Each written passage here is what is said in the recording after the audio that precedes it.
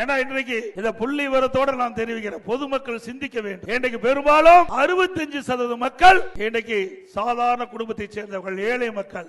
அவர் அன்றாட வேலைக்கு சென்றால்தான் அவர் வீட்டிலே அடுப்பு எரியும் என்ற நிலையிலே இருக்கின்ற அடித்தட்டு மக்கள் இன்றைக்கு இந்த ஆட்சியில விலைவாசி உயர்வால கடுமையா பாதிக்கப்பட்டிருக்கிறாங்க. இன்றைக்கு அண்ணா திமுக ஆட்சியில பச்சரிசி சாப்பாட்டு அரிசி 1 கிலோ 50 ரூபாய்க்கு வித்தது. இன்றைக்கு திராவிட முன்னேற்ற கழக ஆட்சியில 1 கிலோ 77 ரூபாய்க்கு விற்குது.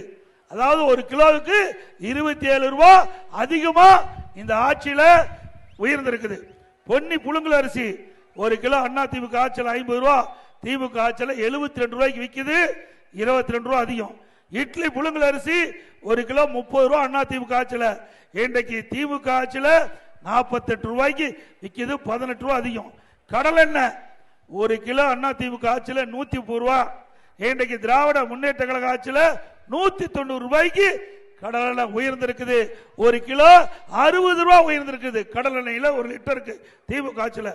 நல்லெண்ணெய் 1 கிலோ அண்ணா திமுக ஆட்சியில் 250 ரூபாய், திமுக ஆட்சியில் 400 ரூபாய், கிட்டத்தட்ட 1 கிலோ 150 ரூபாய் திமுக ஆட்சியில் உயர்ந்திருக்குது.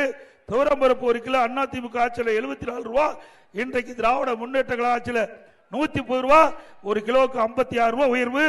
உளுத்தம்பருப்பு 1 கிலோ அண்ணா திமுக ஆட்சியில் 79 ரூபாய், திமுக ஆட்சியில் 120 ரூபாய், இன்றைக்கு 41 ரூபாய் உயர்ந்திருக்குது. இதையெல்லாம் எதற்காக புள்ளிவிவரத்தோடு நாங்கள் குறிப்பிடும் என்று சொன்னால், ஒரு ஆட்சி அதிகாரத்திலே வந்த அரசு எந்த அளவுக்கு திறமை இல்லாம ஆட்சி புரிந்துகிட்டு இருக்குது. ஏழை மக்கள் இன்றைக்கு வாங்கும் சக்தியிலிருந்து இருக்கின்ற அந்த மக்கள் இந்த விலை உயர்வால் கடுமையாக பாதிக்கப்படுகிறார்கள்.